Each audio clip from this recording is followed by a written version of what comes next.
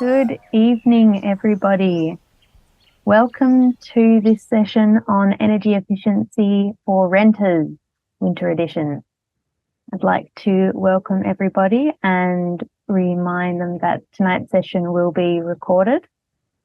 But before we get too deep into things, I'd like to start by acknowledging that Maribyrnong sits on the Wurundjeri and Woiwurrung and Boonwurrung Peoples Nations of the Kulin Nation, and that these are the traditional custodians and true sovereigns of these lands. We acknowledge and respect the contribution of all First Nations people who live, work and play within the city of Maribyrnong, and I extend that respect to any First Nations people joining us here tonight or watching the recording. Maribyrnong also acknowledges that we are in a state of climate emergency that requires urgent action by all levels of government. This acknowledgement recognises that as a council and as a community, we must take action to restore a safe climate at emergency speed. The climate emergency is a symptom of ongoing colonisation, and as we strive to reverse global warming, we must keep marginalised groups in our sights to ensure that we are achieving climate justice for all. And hopefully this session tonight will help us provide us with more tools that we can use to be good stewards of the land. So a little introduction first for our expert. If you don't know, you've tuned into the Renew expert series brought to you by the Western Alliance for Greenhouse Action. We've been bringing you this series of expert energy efficiency sessions over the last 18 months. And all of these sessions are available on YouTube to watch back at your leisure. I'll give Dean a quick introduction. Dean Lombard is a formal social worker and energy specialist who's worked on issues such as energy efficiency, fuel choice, consumer protections, hardship assistance, and community energy projects. He's interested in helping people and communities take control of their energy needs and make the system work for them. So without further ado, I'm going to pass it over to Dean. Thanks, Robin, and thanks for having me, and thanks everyone for coming. I'm also on the land of the Boonwurrung and Wurundjeri people in West Footscray. We'll get into it. This webinar is looking at basically staying warm and comfortable in your house as a renter, and that's basically about working out how to make it more energy efficient, because staying warm and comfortable basically means being able to afford the energy that you need to keep warm and comfortable. So we're going to cover a fair bit of stuff in this, which I'll just give you the quick little rundown. We're going to first talk a bit about energy usage, because that's sort of the fundamental thing. Staying comfortable in winter is all about using energy more productively, and understanding how we use energy in the home is really helpful for doing that. Then we're going to talk about thermal performance, which is basically how the house itself operates to keep warmth in winter and what you can do to improve it. We'll talk a bit about heating, how different heating appliances compare to each other, and some tips for using heating more effectively. And then at the end, we'll talk about hot water and other stuff that's less about keeping warm, but it's all about if you can use energy more efficiently in those other things, then you've got a bit more money to spend on energy for keeping warm. So that's the basic thing. Please throw questions in the Q&A, because I always forget to say something or say something unclear sometimes. So we can cover those questions in the Q&A at the end. Also, sometimes when I put a slide up on the screen, it talks about a resource that's on the internet and it's got like a web link or something. When that happens, Doug, our tech support guy, will put the link in the chat. So keep an eye on the chat for links for anything that I mention. So yeah, to start with energy usage in the home, I think it's good to understand what we use energy for, because a lot of us don't really understand how the energy use in our home happens. We don't know what uses a lot and what uses a little. We get a bill and it's expensive and we go, gosh, how am I going to afford that? But we don't really know necessarily the links between the energy we use and the appliances that we use, because, we use appliances for the functions that they give us. We're not that interested in electricity or gas for its own sake. We just want to heat or cool or cook or light or whatever. So this sort of pie chart is like a Australian average for the typical home. So it varies a lot in different states. It's fairly accurate for Victoria, where, typically the biggest usage of energy in the home in most places in Australia is for a combination of heating and cooling that varies a bit on the climate. In Victoria, it's much more heating and much less cooling. We're one of the colder areas in Australia, not as cold as Tasmania. And yeah, look, about 40% of energy in the home is used for heating and cooling. About almost another quarter, so 25% is used for water heating. Not very much used for cooking. Lighting, I mean, this is a bit of an old chart. Lighting would be less now because the more people have LED lights instead of compact fluoros, and they're more efficient. Really, the main other appliance is fridges and freezers and any sort of refrigeration. So we will touch a bit on fridges and that at the end and making the most of that. But most of our appliances all fit into this sort of 10 or 15% chunk here. And when we talk about energy usage, obviously energy efficiency, we mostly talk about heating and cooling and hot water because there's such a big use of energy. And we also talk about refrigeration because we're looking at winter. We're going to be focusing mostly on heating and keeping warm.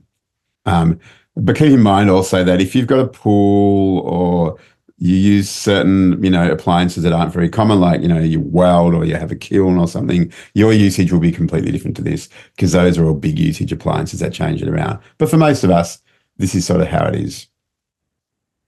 The other thing I'd like to mention is it's good to understand your bill just so that it helps you understand your energy usage too. It also, of course, tells you, how much you've got to pay and when and all that. But I think the really useful parts of the bill is like this bit here, which is often on like the second page. This stuff is often on the second page, sometimes on the first page. There's this one that shows how much you use for each bill, and it might be in kilowatt hours, which is a unit of energy usage, or megajoules if it's gas. It might be in tons of emissions. It might be in dollars. It all sort of is pretty much equivalent to each other. It's good. This is good to know because you see which parts of year do you use more energy. And because so much energy is used for heating and cooling, seasonal changes change our energy usage a lot. In colder areas like around Melbourne, Tasmania, you'll find that usage sort of spikes in winter. And it might be gas or electricity depending on what you use for heating.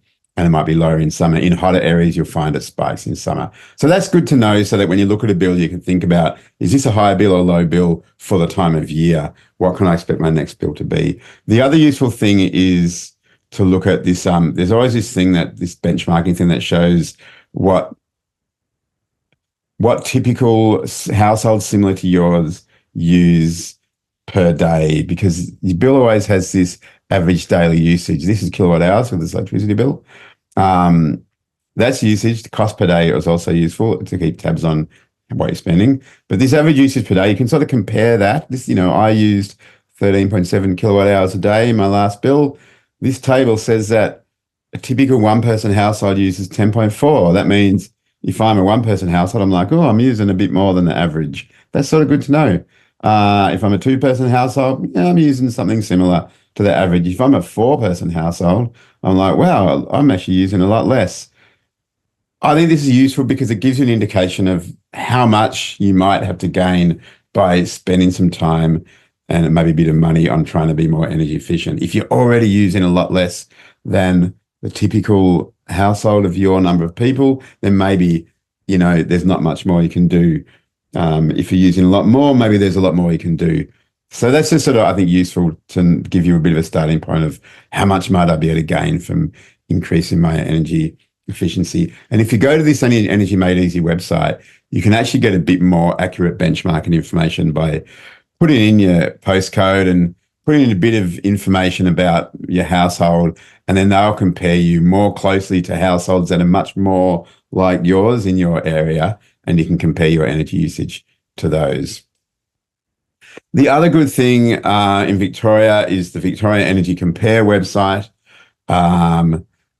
This is useful to see if there's cheaper energy retailers out there, because energy retailers all sell the exact same electricity for different prices. And for many of them, their business model is basically based on sucking people in by selling it cheaply, then raising the price, and people don't get around to changing and they end up paying more. So it's always useful, especially if you find energy prices a bit challenging, to go to the Victoria Energy Compare website every so often and just put in your details. You can upload your meter data, and there's a thing in the website that lets you do that easily, or you can just put in information from your bill and see if other energy retailers could sell you the same energy for cheaper price. I think that's really useful to know. Yep. So that's Victoria Energy Compare website. So the main part of this presentation is really about thermal performance, and in winter that's about keeping heat inside the house that you put in there through heating appliances. And I like to say that the house is our largest appliance. The house is a machine for keeping comfortable no matter what the weather is. Its basic function is to protect you from the extremes of weather outside and to try to keep you in a comfortable sort of middle ground. And as we know, especially if you've lived in lots of different houses, that can really vary depending on the house, because houses are made in different ways and they're in different sorts of condition, and some keep heat in more than others. This is what we look out for in winter. This diagram from the Your Home website, I think, which is a link we'll share to that later. This shows how heat leaves your house. Basically, if you use a heater to put heat inside the house, it tries to go out, because heat always tries to go somewhere colder. That's, if you remember high school science, heat always moves to somewhere colder. That's why ice melts. That's why ice creams melt. That's how Eskies work. The heat always goes to somewhere colder. So the heat that you put inside your house tries to get out wherever it can. And this is basically how it gets out. A lot of it goes out through the roof. Some of it goes out through the walls and the windows, quite a bit through the windows. Some goes out through the floor. Some goes out through gaps, that also cause drafts that make cold air blow in the house in winter.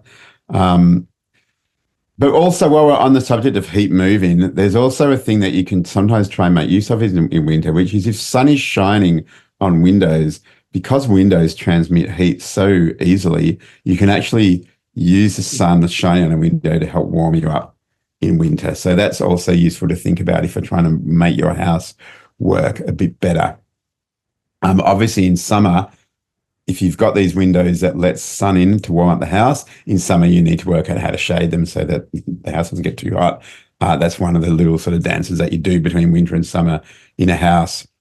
In terms of putting the heat in the house, until recently there were no rental standards at all in Victoria, but there's been some fairly recent changes, and the new minimum standards require there to be a fixed heater in the main living room. So hopefully your house has one, and if your house doesn't have one, then if you feel comfortable, you can talk to your property manager or landlord about, could you please provide a heater as required by law?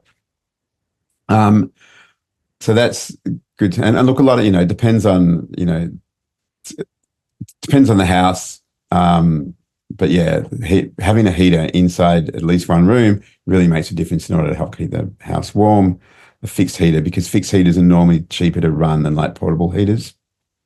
The other thing that's really important actually is ceiling insulation. As you can see from this diagram, the ceiling is where the biggest amount of heat leaves a house once you heat it up with a heater. And that's why, whenever you talk about housing efficiency, ceiling insulation is always like the first step, no brainer, big bang for buck. Insulate your ceiling. It pays for itself in a couple of years because of all the extra heat that it keeps inside. Unfortunately for renters, many rental houses are not insulated in the ceiling, even after the free insulation scheme of about 15 years ago. And ceiling insulation is still not required as part of the minimum standard for rentals in Victoria, but there are moves afoot right now to make it one of the minimum standards and to bring it in over the next few years. So that is a really good thing for renters, but it can take a little while for these things to come in. So if your house doesn't have ceiling insulation, that's going to be a challenge to keep warm. And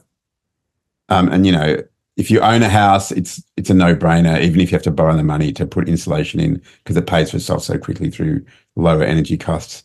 But as a renter, you really need the owner's permission, and it needs to be professionally installed. And that's a bit of a challenge, and we'll touch on that a little bit in a moment. I put this slide up just to show the huge impact that improving a home's thermal performance can be. These star ratings are how new homes are rated based on their design in terms of how energy efficient they are. The current standard for new homes is 7 stars. The previous standard was 6 stars. Some people say that the average of homes built before the year 2000 is about 3 stars. I would think that a lot of older homes probably are a lot lower, and rental homes tend to be worse on this level than owner-occupied homes, because owners improve the homes because they're uncomfortable. Landlords don't feel the discomfort. But this just shows that, this is energy usage to heat and cool a house in Melbourne. You can see that, a house that meets the current standard uses like a quarter of the energy as the same size house that's the 3-star house would use. So, while it's, especially as a renter, there's no way that you can get your 3-star house up to 6 or 7 stars, but anything that you can improve on how it performs will make a difference. That's the key with that. The other useful thing here is there's this thing that the Victorian government developed called the Residential Efficiency Scorecard, which is a special assessment tool designed to assess existing homes based on the condition that they're in. This is different to that NatHERS rating of this that was on the last slide, because that's about the design of a new home. So in this efficiency scorecard, an expert assessor would come out to the house, check it all out, look at the insulation, look at the appliances, look at the condition of the walls and the windows, and they'll rate the house based on how much it costs to heat and cool. And they'll give you detailed feedback about what the most bang for buck things are to improve it. Now, much more useful for homeowners than for renters, but I've had one of these done to my house as a renter, and even though there was limited stuff that I could do, the assessor, knowing that I was a renter, gave me really good information for what I could do to improve my house a bit. And that advice was useful and did actually help me lower my bills a bit. So it is worth doing. And currently you can get these for a discount in Victoria. It'll still cost you a few $100. I'm not really sure if it's that worth it for a renter, especially because there's limited things that a renter can do. But if it could be worth a try if you think you'll be in your house for a while, and you might, maybe you've got a good relationship with your landlord and you could maybe talk about getting a few things done. Or that you're prepared to spend a bit of your money on things that tenants are allowed to do to improve things. So it's just worth keeping in mind. They give you this really useful report. Like I said, I had it done in my house, and I found that there's several things I could do myself. Now, I put this one in here just because I've often get questions about, can a tenant go and top up insulation or put insulation in a house if it's not there? Maybe no one will know. And it's probably true that no one will know. Like, no house I've rented, no landlord has ever even known if it's got ceiling insulation. I've always checked myself to see if it has, but they never know. But I just want to be really clear. You can't install insulation yourself in a rental house without permission from the landlord. And it's also not advisable for anyone to do it themselves unless they have training or experience, because there are a number of serious safety issues that do risk injury or death or property damage, for which a tenant could be liable for. And like, injury and death are really the things that you should worry about more. And certainly in the insulation scheme of about 15 years ago, some of the, at least one of the injuries, all the deaths that happened were due to inexperience. And in some cases, poor regulation. And one of them was actually about a fault in the house that a professional installer would have checked for, but an amateur installer wouldn't have even thought about. So just want to say, don't install insulation yourself. If you think your landlord is open to it, have a chat to them about them getting it done. But yeah, there is safety issues. And Sustainability Victoria has this great information on their website about safely installing ceiling insulation. But yeah, while we're on the subject, I this is a new thing. I mentioned before, the new standards will have mandatory ceiling insulation rental properties to the standard sort of thickness. So that is coming in a year or two. It'll probably take a few years to come in, and that'll make a big difference for renters, because a lot of rental houses, a study done about 10 years ago found that only about 50% of rental homes had ceiling insulation compared to like 85% of owner-occupied homes. So that would be good. On the subject of what renters can do, there's been a lot of changes to rental laws in Victoria over the last few years. And I did a bit of a deep dive into it and to see what can renters do with or without permission. And this slide is all what renters can do without permission from the landlord. And there's lots of change. I put them all here if people want to look at them and remember them or note them down. There's a good link in the chat to this information in more detail. But the ones I've highlighted are ones that are specifically about energy efficiency. And one is you can put on window film that helps to reduce heat transfer through windows. You can put curtains in as long as you keep the original ones, and curtains are really powerful at reducing heat loss through windows. You can put in LED light bulbs. You can put in low flow shower heads. These ones in this column, there's an exception for heritage protected homes. You need permission for heritage protected homes. Otherwise, you can do these without permission at all. There's a bit of an obligation to, if the landlord would ask you to restore it to the original state afterwards. There's a whole lot of other changes that you need permission for, but that owners are basically not allowed to say no to unless they can provide a really good reason. And again, a lot of these are some sort of safety and comfort ones, but some of them are like draft proofing, weather seals and gap filling around windows. And there's this sort of general one that says anything to make sure the renter's not too hot or cold, or to reduce energy and water bills. And like, I think this would include ceiling insulation, because that would stop you from being too hot or cold in a home. So the gateway for ceiling insulation here is that with the owner's permission, the tenant could get it installed at their own cost. Now, I think that's probably not worth it, because it takes 5 or 6 years to pay back the cost. So unless you know you're going to be in place for a long time, it's probably not worth it to you. If you've got a bit of spare money, you might want to do it anyway. But again, you would still need to get it professionally installed because of those safety issues that I mentioned.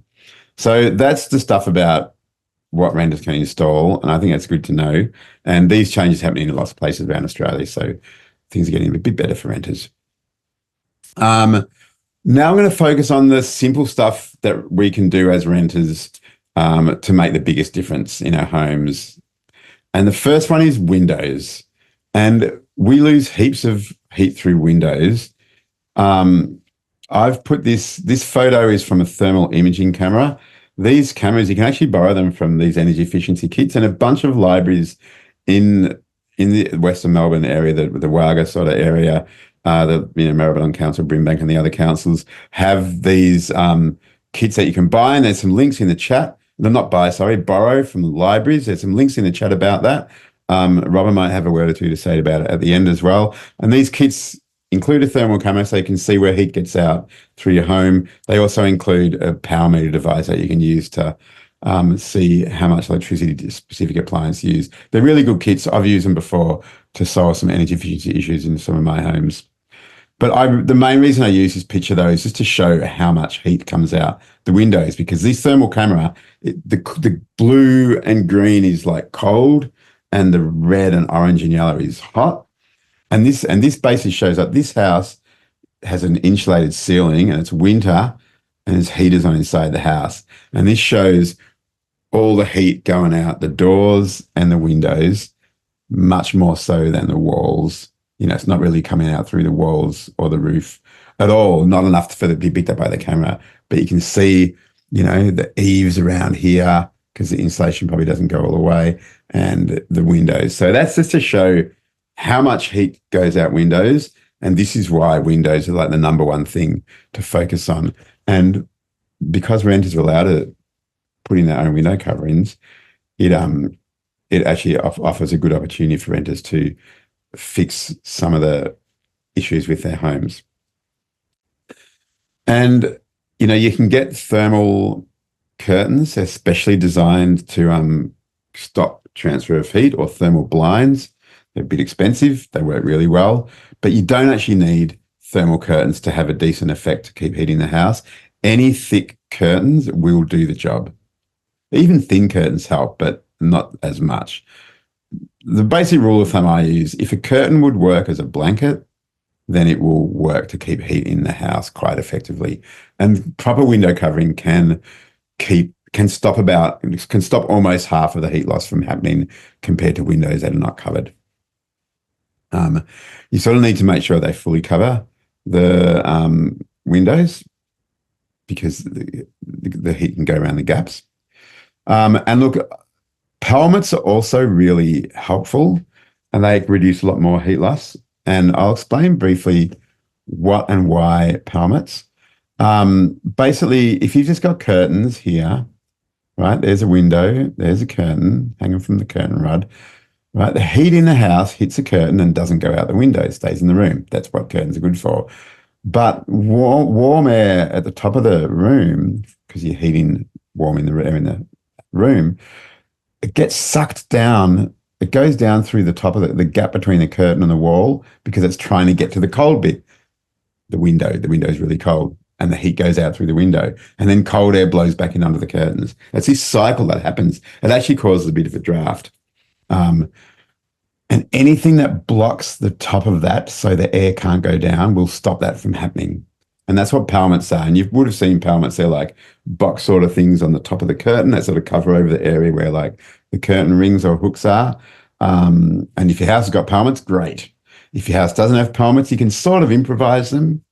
You can like stick a bit of cardboard or core flute across the top of the curtain between the rod and the wall, and you could hang a bit down the front to cover the front gap, and it works well enough.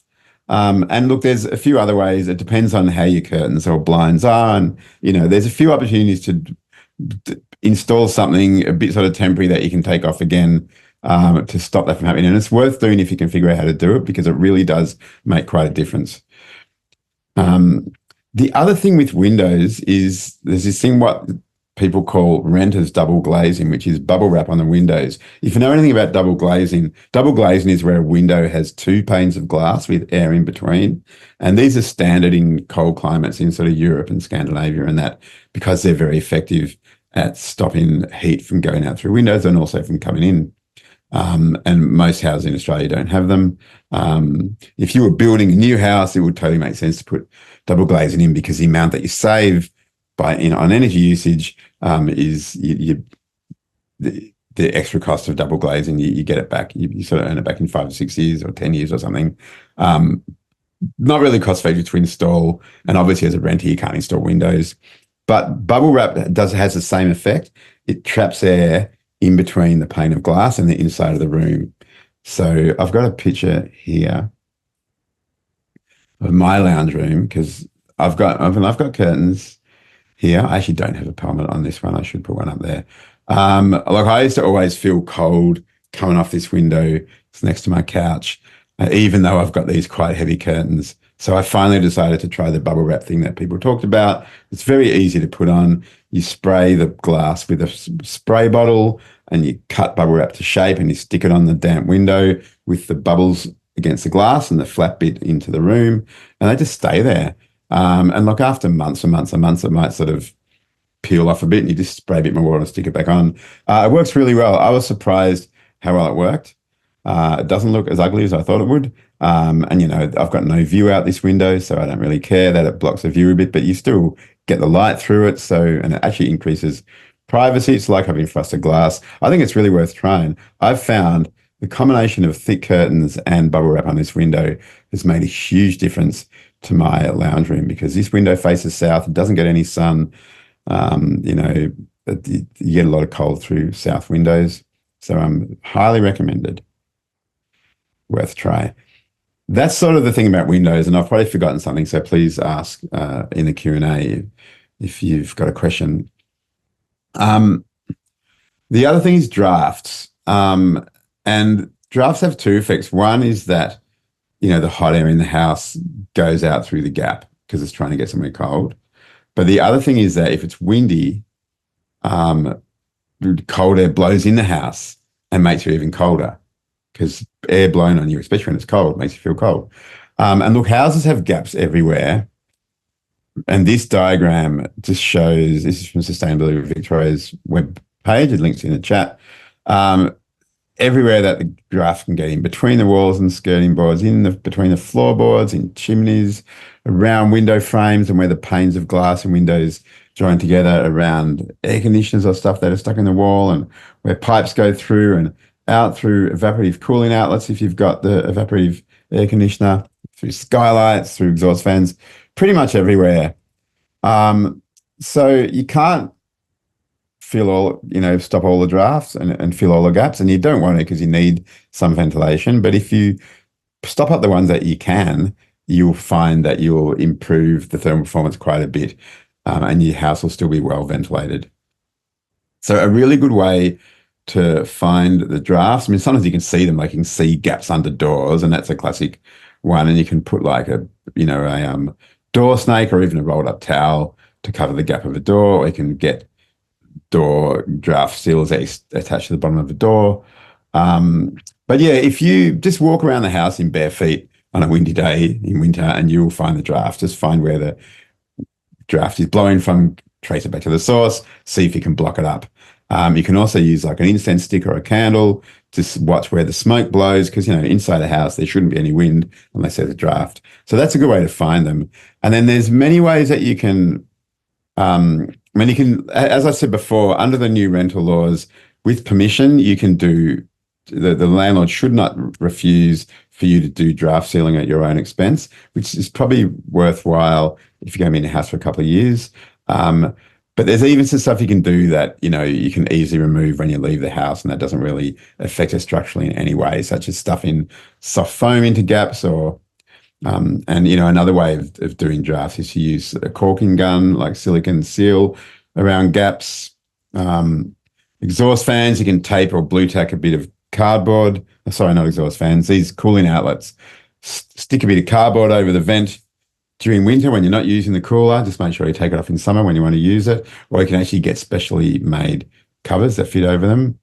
For exhaust fans, look, there's this scheme called the Victorian Energy Upgrade Scheme, where people, you might have seen, they come to your door and they offer free LED light bulbs or draft sealing or stuff like that. That's worth doing, because I've had them at my house and they've put draft seals on my doors. And one thing that they do have, and it's all free, one thing that they do have is these special exhaust fan covers that they can install behind the exhaust fan. And it's basically got little flaps that close so that the draft doesn't blow through the exhaust fan. And when you switch the exhaust fan on, the air that it sucks up makes the thing open while the fan's on, and when the fan's off, it closes again. They're great. I've noticed a difference since I've had them in my homes. One thing to be aware of is these vents that you often find above windows or just under the ceiling in the wall. In older homes, you'll find these.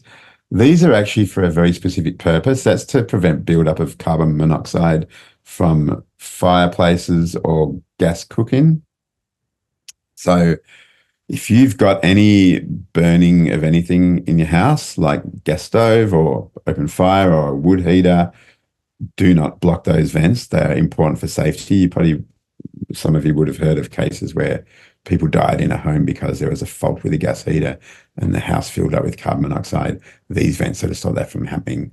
So do not cover them. If you've got no burning anything in the house, no gas appliances, no wood fire appliances, then you can actually block up those if you want to, and people do.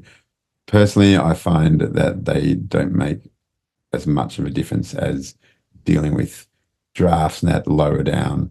I haven't got mine blocked off. If you've got wooden floors, rugs of any kind will stop drafts and also give you a bit of an insulating layer between the floor and your feet. But wear slippers as well is very useful when it's cold. Quickly on thermal mass. Thermal mass basically is any solid material that holds heat. Brick and concrete are the two classic ones. If these get warm, they stay warm, and they stay warm until the air around them is cooler, and then the heat will be released into the air. This is really useful if you've got a window that the sun shines through. In my house, I've got a big sliding door sort of thing with ceramic tiles. And the sun shines through the window, warms up the tiles. It helps to keep the house warm. In summer, I have to shade it, otherwise it gets too hot. So that's the flip side of thermal mass. So if you've got a thermal mass in your house that you can use to keep you warm, that's great. Be conscious that you need to try and shade it in summer, otherwise you get too hot. Another thing is if your house is brick, like another thing in my house is I've got a big brick, like my house is like brick on the outside and it's got a concrete driveway on the north side, and all day the sun shines on that concrete driveway and heats up the brick wall of the house. That does keep that side of my house warmer. I don't need a heater if I'm just in that side of the house. If the sun is out during winter, of course, it becomes difficult in summer. I need to work out ways to shade it. So that's, again, if you got to be aware of thermal mass and how you can use it in winter and how you can manage it in summer so that it doesn't make you too hot. Heating. So I'm going to look at heating appliances, and these are the main forms of fixed heating appliances that you might have in your home. And these are some examples of portable heaters. So basically, a lot of homes that do have heating have either have gas heating, especially in Melbourne, and quite a few have air conditioners as well. Many houses have both. Of course, as we said before, many rental houses have no heating, but that is changing. If you've got a choice between a reverse cycle air conditioner, that's an air conditioner that also has a heat function.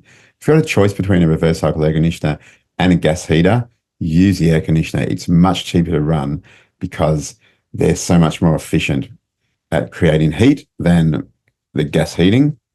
Because of the heat pump technology that they use, they are up to 600% efficient. Older ones maybe more like 400% efficient, but they basically put out 4 to 6 times more heat energy than the electrical energy that it takes to run them. So these are by far the most efficient form of heating if you've got them. If you haven't, gas heaters, generally, lower cost to run. If you've got ducted heating, like I have, it can be quite expensive, even though it can be quite effective. In my house, like I've got insulation in most of the house. There's some that's missing, but it's mostly insulated. I've got ducted heating. That's actually one of my ducted heating vents there. Keeps the house very warm, but costs a lot of money because it's an older heater. It's not very efficient. There's some holes in the ducts under the house, so it loses heat. So keep that in mind. If you've got, if I had, for example, if I had one of these reverse cycle air conditioners, I would probably use that on cold days in sort of, autumn and spring when I only need the heater on for a few hours and it's not super cold, and I'd probably only use a ducted heating when it's really cold. That's the sort of choice you can make if you've got a choice of heating appliances, but obviously you're stuck with what you've got. But yeah, the priority for me would be reverse cycle air conditioner, most cost effective, gas heating in between. These portable electric heaters, they're what they call resistive. They don't use heat pumps like this. They use what we call resistance. They make the electricity get hot, or they resist the flow of electricity so that it turns the electrical energy into heat energy. So we call them 100% efficient. 1 unit of electricity produces 1 unit of heat. That ends up being the most expensive to run. I'd only use these if I had no choice. And, you need to use them carefully. If your house is well insulated, then one of these column heaters or like a convection heater, which is like got a fan, but also has that's not like a little fan heater, it's a big thing similar size to this, but it's got vents and a fan inside it. They can be quite good at keeping an insulated room warm without costing a huge amount of money. But if your house is not well insulated, then trying to keep the room warm is just going to cost you money and not work because all the heat's just going to go out. So, if you've got no ceiling insulation, I think it's almost impossible to keep a room warm without constantly running a heater. So in that case, a radiator can be more effective because if you can't keep the room warm, you've got to focus on keeping yourself warm. And that's really to go to my general heating tips.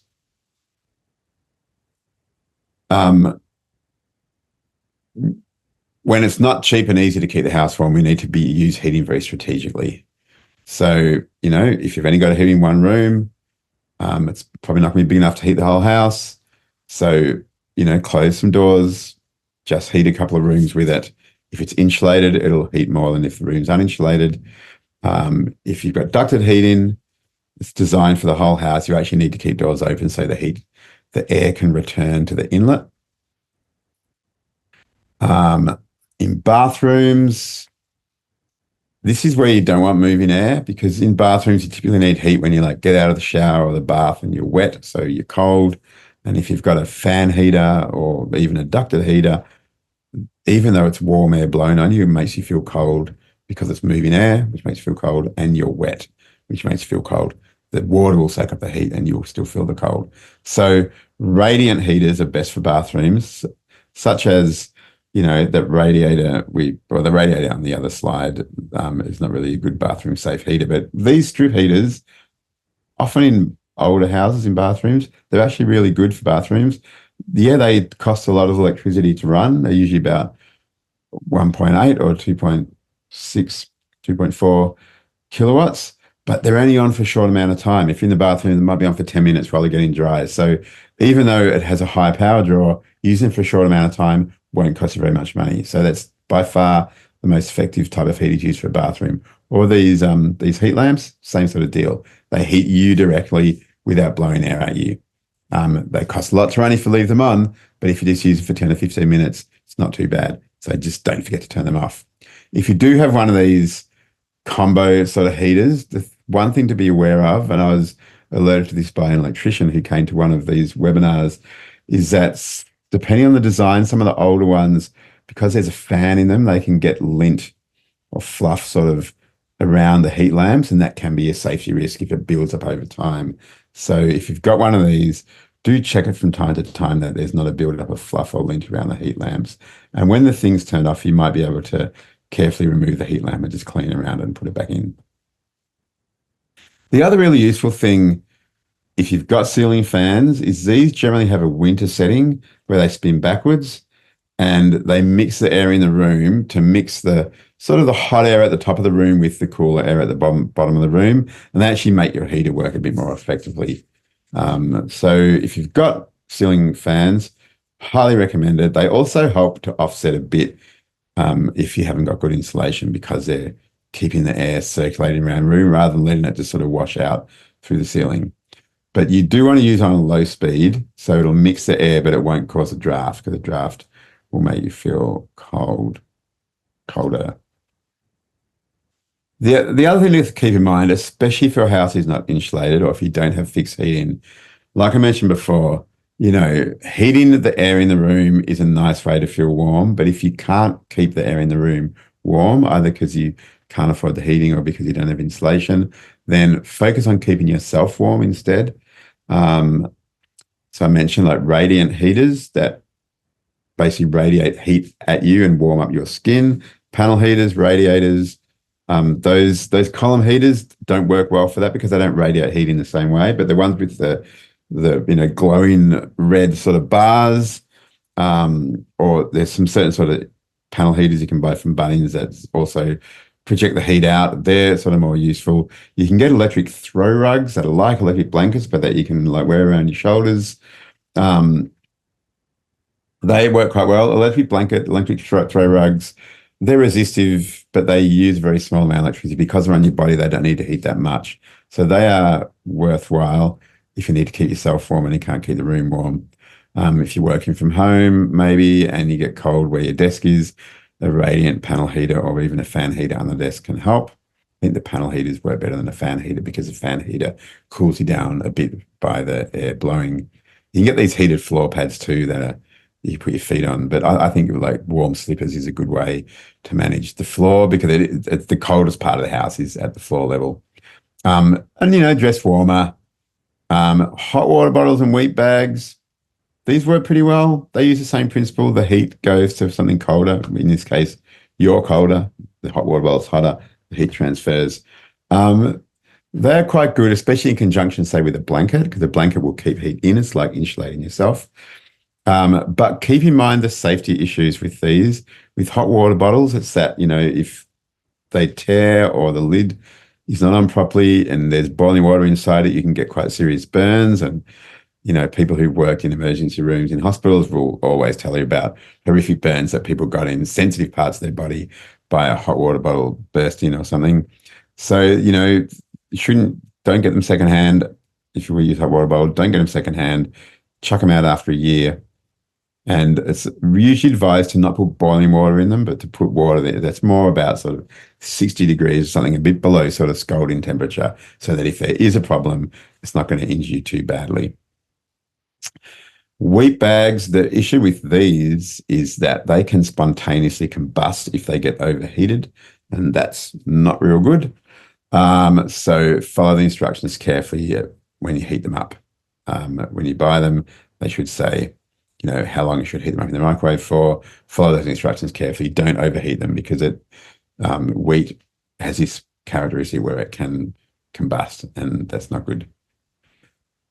If you're helping someone who's got an aged care package or is on the NDIS, or if you have an aged care package or have an NDIS set up for a condition that you've got, in some cases, you might be able to use some of that funding to upgrade heating, draft proofing, or insulation in your home. And this is an example where even if it's not cost effective say insulation, not cost effective as a tenant to do, unless because you don't know if you're going to stay in the house for 5 or 6 years, this might be where it might make sense if you can get the landlord's permission to get something installed professionally, where you could use some money from that to do it, because then you're still getting the financial benefit if it's paid for as part of your package, if you can afford that money from your package. So that's just something to think about if you've got access to an aged care package or an NDIS package, or if you're helping someone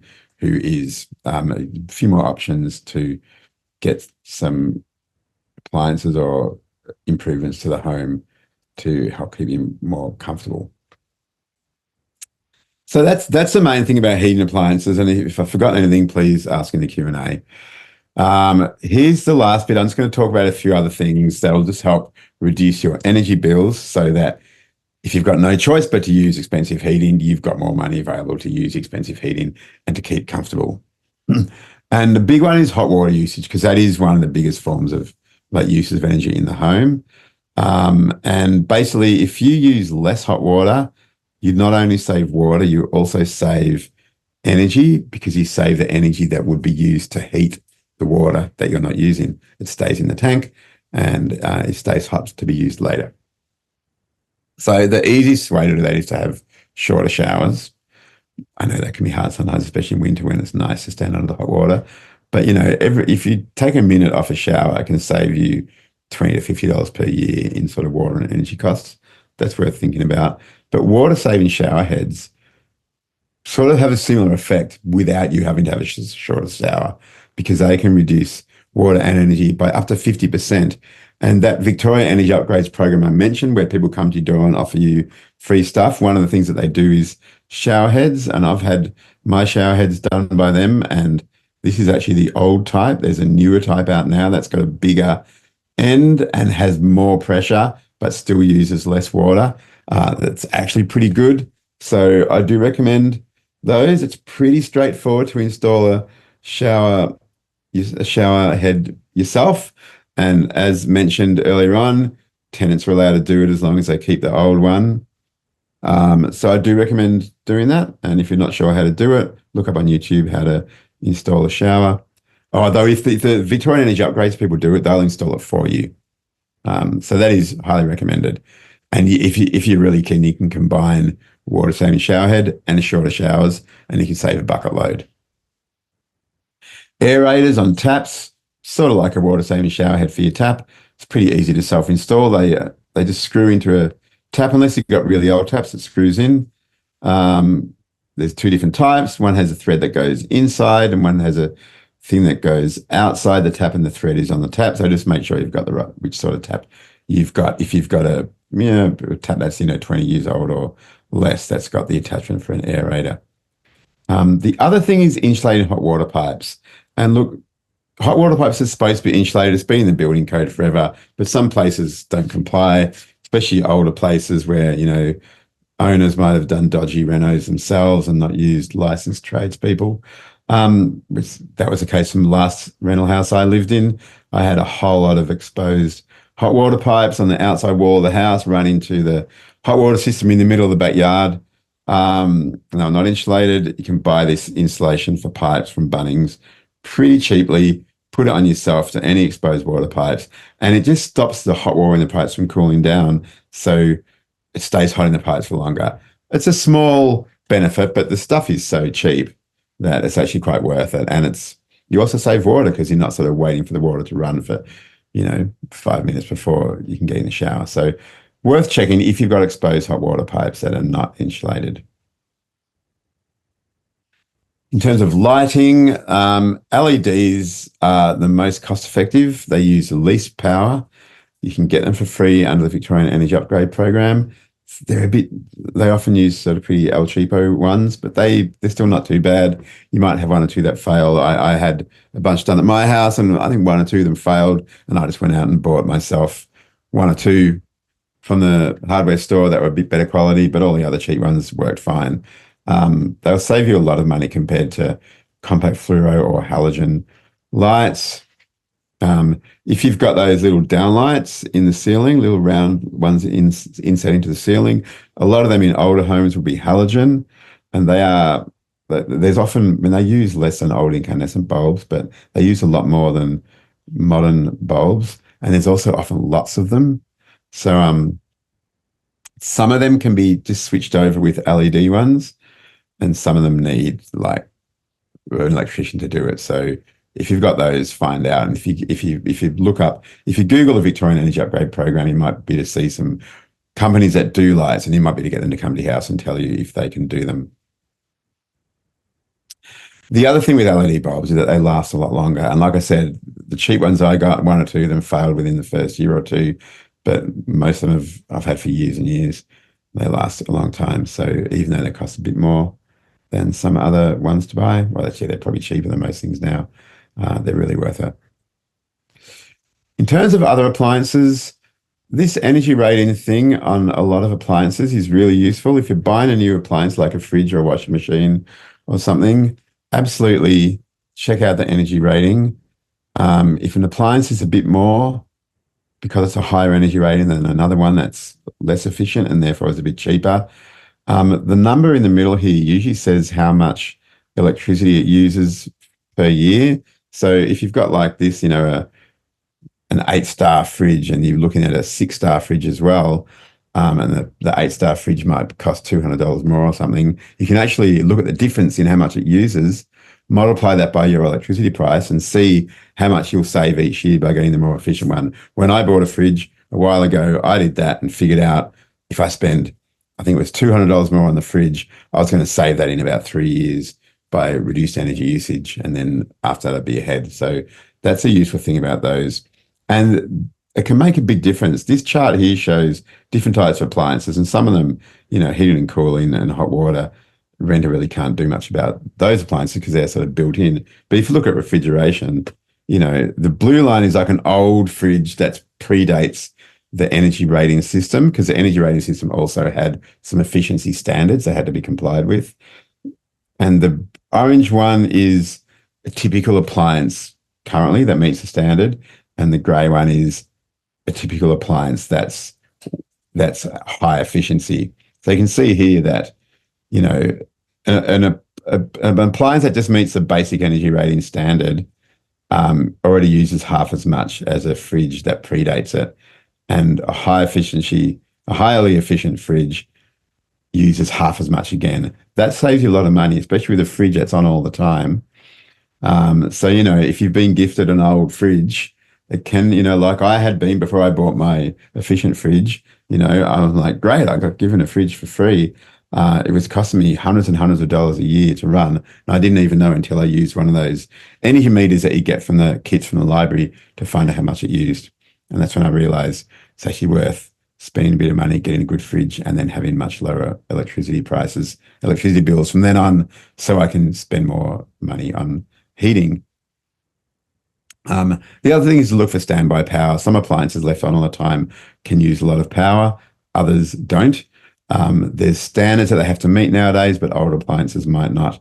So again, the power mate from those energy home efficiency kits is really useful. I used it on some of my always on appliances and found, one of my amplifiers that I use on my television, I should turn it off when I'm not using it because it uses a lot on standby. Whereas my other one on my hi-fi, it didn't use much, so I didn't need to worry. It's good to know that sort of stuff. If you save little bits here, little bits there, it's good to know. I mentioned before about, if you've got more than one form of heating, compare them and see which one works better. If you've got a reverse cycle air conditioner and a gas heater, try for a month or two to use the aircon to heat instead of the gas heater. See what a difference it makes to your bill. See what a difference it makes to how warm you feel. You might be pleasantly surprised. I've spoken to a few people who did this test and found, it cost me hundreds of dollars less to use my reverse cycle air conditioner instead of my gas heater. And I never realized that I would feel just as warm with that. So good to test. That's pretty much it. The other thing I've got is a bunch of links, and a lot of these have already gone in the chat, but here they are again. The Victorian Energy Upgrade Program. You can wait till people come to your house and say, hey, do you want a light bulb or a draft proofer? Or you can contact them directly and say, hey, I want to get one of those shower things. So that's where you find out about them. If you're interested in getting one of these residential efficiency scorecard assessments, that's where you go to organise that. Sustainability Victoria has a great webpage aimed at people who want to get their home to be all electric. It's sort of aimed at sort of homeowners or people building and renovating, but it's got a lot of good information about appliances and about thermal performance. So you'll probably find some useful stuff there if you're looking to get a bit more detail about what you can do to your home to make it more efficient. Or, if you've got a landlord who you feel comfortable approaching and saying, hey, how about you fix up a few things around the house? The Your Home website, which I mentioned, also is sort of similar to that in terms of sort of aimed at homeowners, but lots of really useful information. Especially got good stuff on shading. So if you're rigging up any sort of, to keep cool in summer, if you're rigging up any sort of shading to protect windows from the sun, it's got good information on how to do that. Renew has this getting off gas toolkit, again, sort of aimed at people who own homes who are trying to get off gas and go all electric, but it's got lots of good general information about energy efficiency and thermal performance. There's a solar homes program, not super relevant for tenants, except that one stream of that program is designed for landlords to install solar on their rental properties, and it gives them a discount. Again, if you've got a sort of good relationship with your landlord, you could say to them, hey, there's this program. You can get a massive discount off a solar system and we're all happier. It makes your house more valuable, makes me happier. I've known a few tenants who've talked to their landlords about solar and had solar installed. Might not work for you. I know that some people like to keep as low profile as they can and not remind their landlord that they exist. So, obviously, if you're in that situation, not so useful for you. But if you are in a good relationship with your landlord, that could be a useful thing. This is the webpage on Consumer Affairs Victoria's website about this is specifically about what changes tenants can make to their homes. It's a lot of stuff that comes from the recent changes to rental laws. There's also, if you search around that website, you'll find more information about the newer bunch of changes to rental laws that are going to happen over the next couple of years. So that's it. Thank you very much. Please, I hope you've got your questions in the chat. So anything that I've forgotten or that needs more explanation, let's go into the Q&A section. Amazing. That was a very comprehensive presentation, Dean. Thanks. So we do have one question that's come through. Is central heating system the same as a gas heater system? Yeah, look, in Melbourne and Victoria, most central heating systems will be gas systems. There'll be a big thing. Like I've got one in my house, got those vents on the floor like the photo showed. It's usually got like a gas furnace outside. You can sort of tell because when the heater's on, it makes like a burning sort of sound and there's a bit of smoke coming from it. So yes, but you can also get ducted heating that is not gas. There are some electric heat pump ducted heating systems. They're not that common. So it's most likely gas, especially in Victoria. And yeah, it's that conundrum that you have. It's a conundrum that I have as someone who spends half my life telling people to get off gas in a rental house that's got a gas ducted heating system and no other heating. So, in the end, you got to use what you can. But the thing with ducted heating, it's inherently inefficient because of all the ducts, and you're heating the whole house all the time, so it can be expensive. So that's that thing. And the problem with ducted heating is that you can't really close off all the vents except for a couple to try to use less because, after you've closed off more than one or two vents, the pressure builds up in the system too much and it'll actually make holes in the ducts and spit out through gaps. So unfortunately with ducted, you got to use it very carefully. There's a good tip really is to be careful not to overheat. Turn your thermostat down and put an extra layer on. If you're running it at like 18 or 19 degrees, you're spending far less money than if you're running it at 22. It's quite remarkable. And the bigger the house, the bigger the system, the more difference there is, the more every degree. Okay, I'm seeing Karen's note in there, no vents in the floor, but in the roof. Well, some gas ducted heating systems do go through roof vents if there's no room in the house for floor vents, or maybe if it's been retrofitted and it's easy to put through the roof. But yeah, to find out if it's gas or electric, look around the outside for the heating unit. It should be clear on that whether it's gas or electric, because it'll have a gas sign on it. If it's gas, there'll be a gas pipe connected to it. If it's electric, it'll have a big fan sort of thing. Yeah. And yeah, the controller is a thermostat. So yeah, 21 degrees. Look, that's not too bad. I tend to run mine at about 20.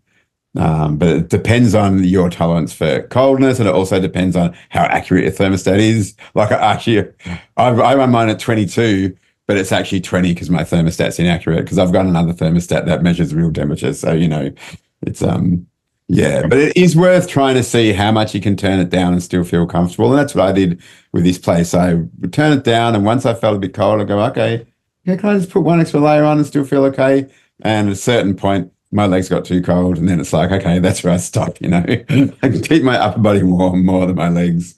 So it's a bit of experimenting, but certainly it's good to do that because, every degree, there's a certain range between about 18 and 26. Every 1 degree adds about 10% to the energy usage. So that can add up a lot. So that's worth, and the similar principle for air conditioning in summer. Every degree colder you make it, uses about 10% more. So also think about that. On the topic of summer, one of the other questions I can see we have is about wall-mounted air cons. I know these portable air conditioners are quite popular now, given, in summer, we can't just keep stripping off layers and layers and layers. Eventually, we get to the point we can't take anything else off. And as a renter, if you don't have the aircon split system already built in, you've got limited options. So I'd be interested to hear your take on those portable aircon. Portable ones? Yeah, look, they're okay. Like most portable devices, they're a bit less efficient than a built-in one generally. Now, there are two types of those portable air conditioners. There's some that you have to put water in. That's called evaporative. It's the same technology as those ones that have the box on the roof. And then the other type have a hose that needs to go out a window, and usually with a little bracket. And they're refrigerative, and that's a heat pump. It's the same type as the split systems or the boxes that hang out the window. So they're the two different types. The evaporative ones are cheaper to run, but they use a lot of water. The heat pumps cost a bit more to run. They're probably a bit noisier. Look, in my experience, they work okay. They work not as well as like a good building system, but they are way better than having nothing. People often don't like the noise. Some people don't mind it. Some people do. Yeah, look, it really comes down to, they do work better than say, they keep you cooler than say a fan. But, there's things that you can do with fans as well. You can sort of spray water on yourself, and you can, so yeah, I would go if you've got, cooling is becoming more important because weather is getting hotter as climate changes and the world heats up. So And interestingly, in those forthcoming changes to the Victorian rental laws, there's also going to be a requirement for air conditioning in homes, which is about time. So yeah, if you don't have an air conditioner, I think if you're particularly sensitive to heat, probably one of those portable air conditioners is a good bet. I guess if you're not super sensitive to heat, we don't often have that many super hot days in Melbourne, though we are getting more. And there's a lot of other things you can do to keep cool with fans, and especially if you've got ceiling fans and with wet cloth around your head. So yeah, but yeah, those I would consider those portable ones if you've got a need for cooling and you don't have cooling built in, because they do a decent job. And I imagine with the exhaust effectively needing to go out the window, is there anything you need to be mindful of in not creating additional drafts or spaces for heat to leak into the house? Yeah, no, that's a really good point actually. Because that's with the ones for the refrigerative ones that have the hose. Look, they usually come with a thing that you put in the window and that's extendable. And they have to be adjustable because windows are of different sizes. I've known people who've custom made ones that fit their windows exactly. They've used a jigsaw and a bit of wood and that sort of stuff, and not everyone's that handy. I would just pay attention to gaps around it when it's installed. And there's some stuff that you can get from Bunnings or other hardware stores pretty cheaply. That's this adhesive sort of rubber or felt. And the rubber is actually quite good, because if you've got an uneven sort of thing where there's a bit of a gap here and there, the rubber is, it's sort of soft, so it squishes in and can block up the gap pretty well. So I've used that on one or two parts of my house where there's an uneven thing where a window closes. And like I've got a sort of temporary pet door sort of thing in one of my sliding doors. That same thing, the door closes up against it, but it leaves a gap between it. And I stuck this rubber draft seal strip from the hardware store down there, and that blocked up that gap. So yeah, that's a way to do it. And the thing is, because they're adjustable, but you're going to have it in one window, if you're going to have it in one place, you can actually use a bit of tape and that sort of stuff to hold it in position and to make it a bit more, you can still take the tape off and adjust it if you move house, but you can make it a bit less janky. But while on the subject, if you've got one of those old window air conditioners, the box that goes in the window, or that's sometimes in a wall, they are also, they're essentially the same as a reverse cycle air conditioner, though they're not all reverse cycle. Some of them only cool. They often have issues with drafts around them as well, especially if they've been sort of amateurly installed. So that's another one where if you've got them, to have a look around and see, can I seal up gaps around it with a bit of silicone or with a bit of rubber or foam or something to stop that gap. And they are a bit like the portable. They're sort of in between the portable ones and the sort of split systems. They're less efficient than the split systems. They're probably a bit more efficient than the portable ones. They're a bit less noisy than the portable ones, but not as quiet as a split system. And yeah, they're the less efficient sort of built-in air conditioning. And like I said, some of them can heat as well, but a lot of them only cool. Whereas with split systems, almost all of them these days can heat. Anyone you buy new will heat, but some older ones only cool. I've got one in my house that only cools. It's about 25 or 30 years old. But yeah, most of the split systems can heat or cool. The box ones, it's maybe about 50-50. And those window mounted units, because they're built in, you wouldn't be able to put those in as a renter. Is that correct? Maybe. I've known some people who have. They got one and they had a sash window and it was the right size, and they worked out, a little thing to put around it, and they put a little support. And so it can be done. They're technically there, so it's possible. Depends on the level of will. That's right. Yes. I remember I once lived in a house where my landlord was very concerned about, the heat. So she gave me this ginormous box air conditioner that she just got removed from her house in Templestowe, and she said, you can have this, and if you can work out how to put it in. And it was actually so big it didn't fit in any of the windows. And I also discovered that it was so powerful it needed a specially wide 20 amp connection. So I had to get her to take it back. But yes, but my neighbor next door to me in that house did a DIY install themselves of a box air conditioner in their window, and they found it quite useful. So generally, If would you you do say that, that? you've really got to look for covering up the gaps around it because you Yeah. can end up with more problems than it's worth if you don't.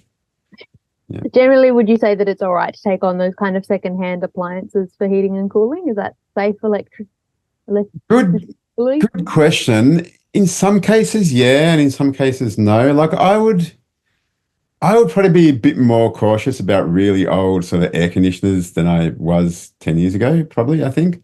In terms of heaters, if it's a relatively modern appliance, then I'd feel pretty safe about it because for anything that's 20 years old or less has been made with, current sort of safety standards, double insulated. It's designed so if a fault happens, the thing just sort of shuts down.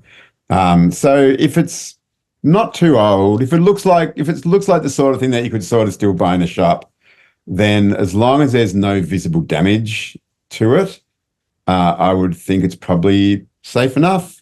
You can always take it somewhere to get it tested, but I bet not many people do that, even though it's probably advisable that you do it. But yeah, I think if there's no visible damage, it's probably a pretty safe bet. If it's really old, like a groovy 1960s thing or that, I wouldn't touch it with a barge pole. They look great, on top of your bookcase as a display item, but safety standards were really different back in those days. You have cloth-covered cables and often not earthed and not properly insulated, and they're dangerous. And if you were an electrician and knew how to test it, then maybe you could make sure it was safe. But most of us are not electricians, don't know how to do that. I wouldn't do it.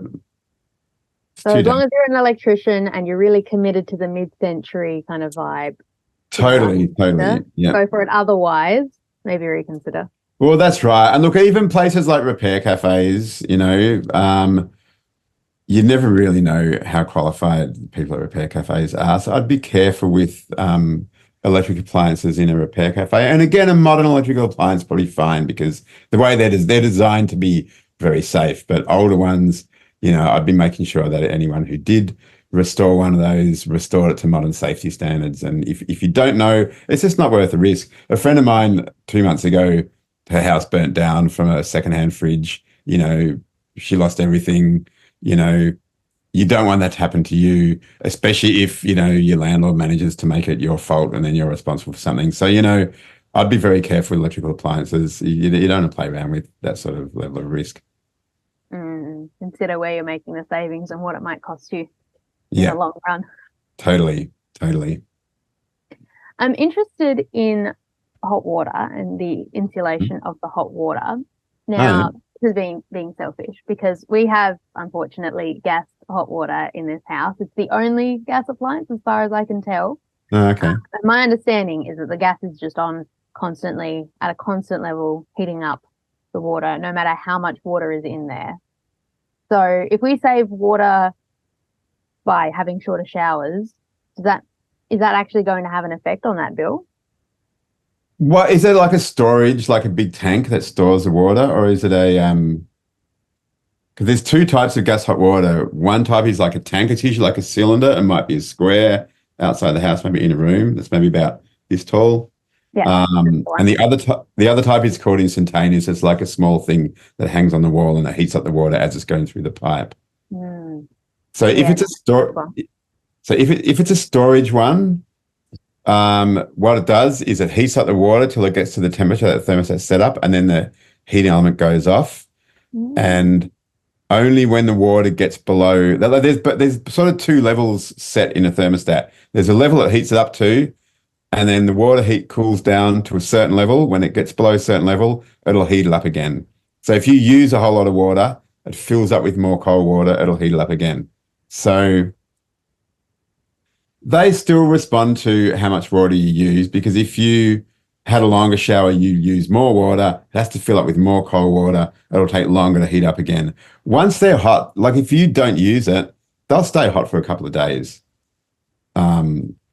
But the more you use, so if you got a storage one, absolutely, the more you use, the more you'll pay in energy. If there's a fault with it and it's on all the time, that's a different story. But that's really a thing that needs to get repaired. Now, if you've got those instantaneous ones, which are normally a smaller rectangle thing hung on the wall, they heat the water as it's going through the pipe. They're designed that when you turn the tap on, the water flows, it detects that the water's flowing, it turns on the burners, heats the water. They're actually the most efficient type of gas hot water system because they just heat the water that you used and they're not heating a massive amount of water and then occasionally heating it up again to keep it hot. So they are the most efficient and they'll respond even more to the amount of time that you shower or how deep you run the bath or whatever, because they'll detect, the longer the water's running, the more they heat for. Interestingly, if you have a hot water tap dripping, the instantaneous ones, they won't detect that flow, so they won't switch on. But if you've got a storage hot water system, it'll slowly reduce the level in the tank until it fills up again, and it will cause you to use more. So a dripping hot water tap can be a big cause for a high gas bill or hot water bill. And sometimes it's hard to tell if it's hot water or cold water when it's dripping, because if it's dripping slow, the water might be cold, but it's still coming out of the hot water tank. So, do you have any recommendations on how we might test that? Good question. One way to test. Oh, it's a good way to test it. Probably one good way to test it is if you turn off the water outlet from your hot water system and then run the hot water tap a bit and turn it off, it shouldn't drip anymore, because there's no pressure behind it. Remember, I'd sort of do that and then let it drip for a while and see if it keeps dripping. But almost the easiest way, if you know how to change a washer in your tap, just turn the water off and take them out and change them over. Washers are pretty cheap. It's a good skill to learn how to do. It's actually tenant's responsibility to change washers in a regular sort of tap. If it's a mixer tap or one of those more complicated sort of modern type of taps, it's a landlord's responsibility. But a regular washer for a regular tap with just a handle that you turn is a tenant's responsibility, even though a lot of people don't know how to do it. But you can lose a lot of water by drips. You can measure it actually. If you've got a dripping tap, you put a bucket or a container underneath it and fill up, time how long it takes to fill up a certain amount, and you'll see, and you can work out how much water is dripping, it's losing in an hour, and you can work out how much you're losing every day, basically. And I had a house that had a inside the ceiling hot water system, and it had an overflow pipe that was always dripping. And I put a bucket underneath it, and it filled up the 10-litre bucket in I think about an hour. And when I did the maths on that, it's like far out. This is losing heaps of water.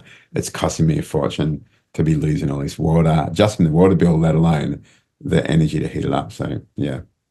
I can't speak for other councils, but I know in Maribyrnong's home efficiency audit kit that we've linked to in the chat, we actually have those flow rate cups and instructions in that booklet for ways that you could test the entire property for leaks, and that's fabulous. Toilet for leaks as well, using the food colouring method. Yes, no, because that's another way of losing a lot of water for sure. Yeah, and they're good for seeing how well your shower performs, because it can work out the litres per minute that your shower uses. Yeah, I really highly recommend people, if you want to sort of drill down into how you can make your house more efficient, to borrow one of these kits from the library. They're really good. Especially like I said, that the Power Mate that you plug into an appliance and see how much electricity it uses. It's a really good way of just understanding which appliances use a lot and which don't, because it can actually be a relief. Like I said before, that, I tested some of my sort of hi-fi equipment, and it was great to know that one I really should turn off because it's using heaps. That one, I don't have to worry. So I don't have to stress about whether it's on or off, because it doesn't matter, because it uses so little. So it can actually give you peace of mind to find out stuff that doesn't use much electricity, because then you can just worry about the big stuff and leave the small stuff alone. And yeah, absolutely. If you're people like us who are quite environmentally conscious, you can sort of look at any little thing that's sucking up any amount of juice and go, oh God, is that what's causing climate change? Is it my charger that has a little LED attached to it? No, it's fine. Yeah. And just as we're sitting up there, and you can see it come into the frame, I actually have one of those electric throws on constantly. Oh, okay, good. I was delighted when I found out that they only consume, I think this one specifically was between 100 and 200 right. Oh, okay. Yeah, as compared to a little box heated fans that you get, which are generally around 2,000. Yeah, no, that's right. That's a big difference, and it keeps you pretty warmer, right? Because it's also a blanket. No, that's great. I've heard a lot. I've never used one of these, but I've heard a lot about them. So you giving a thumbs up for that? Can't rate it highly enough, and it brings all the cats to my lap, which then increases my warmth again. So Yes, no, I don't that's know if they're very a cost multiplier. effective, but definitely recommend animals.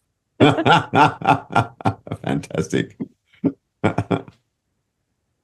I think that's all of the questions that we've got for this evening, unless this is another little call, last call for any questions from the audience. But otherwise, you will be able to find this session on YouTube in the Renew playlist for the whole energy series that we've had through WAGA. And you might be running now. Hopefully one day in the future you may have more control over your life. You want to check out those other videos, tips for people in your life. I know I found it really useful to go around to the people in my life who are homeowners and go, hey, check this out. All of the savings you could be making. Let me live vicariously through your energy choices. Yeah, totally. Well, yeah, thanks everyone for coming, and yeah, thanks Robin, and thanks Doug in the background doing the tech support. Yeah, big thanks to Doug, dropping all of the links in the chat prolifically. Big thank you to Dean and Doug.